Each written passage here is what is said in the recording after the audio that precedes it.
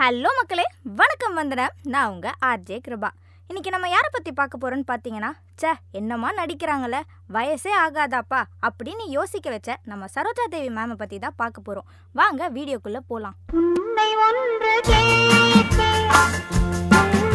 Saroja Devi ma'am 7th ஜனவரி 1938 பெங்களூரில் பிறந்திருக்காங்க. இவங்க கன்னடம், தமிழ், ஹிந்தி போன்ற பல மொழிகளில் நடிச்சிருக்காங்க. இவங்க 200க்கும் மேற்பட்ட படங்களை பண்ணியிருக்காங்க. சரோஜா தேவி முதல் ஃபீமேல் சூப்பர் ஸ்டார் அப்படின்ற பட்டத்தை கன்னடா சினிமாவில் வாங்கியிருக்காங்க. இவங்க தன்னுடைய அழகிய நடிப்பில் 1969 பத்மஸ்ரீ அவார்டும் 1992 பத்மபூஷன் அவார்டும் வாங்கியிருக்காங்க. இவங்க ரீசெண்டாக 14th ஜூலை 2025 அப்போ இறந்திருக்காங்க.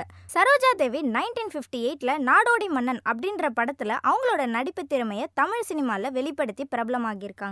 இவங்களுக்கு டாக்டரேட் அப்படின்ற டிகிரியை பெங்களூர் யூனிவர்சிட்டியில் கலைமணி அவார்ட் கொடுத்து பெருமைப்படுத்தியிருக்காங்க. சரோஜா தேவியோட டெபியூட் ஃபிலிம்னு சொல்லப்படுற 1955 எடுத்த Mahakavi Kalidasa best feature film அவார்டை கன்னட மொழியில் கொடுத்துருக்காங்க. அந்த படத்தில் சரோஜா தேவி மேம் வித்யாதரே அப்படின்ற ரோலை ப்ளே பண்ணியிருக்காங்க. எம்ஜிஆர் மற்றும் சரோஜா தேவி சேர்ந்து 26 படங்களில் பேக் டு பேக் ஹிட் ஃபிலிம்ஸாக கொடுத்துருக்காங்க.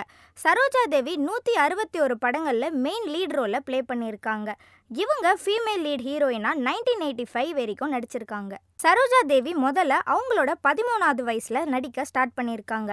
சைல்டு ஆர்டிஸ்டாக சினிமாவில் ஸ்டார்ட் பண்ணி கிட்டத்தட்ட 7 டிகேட்ஸாக தமிழ், கன்னடம், தெலுங்கு, ஹிந்தி போன்ற பல படங்களில் நடிச்சிருக்காங்க.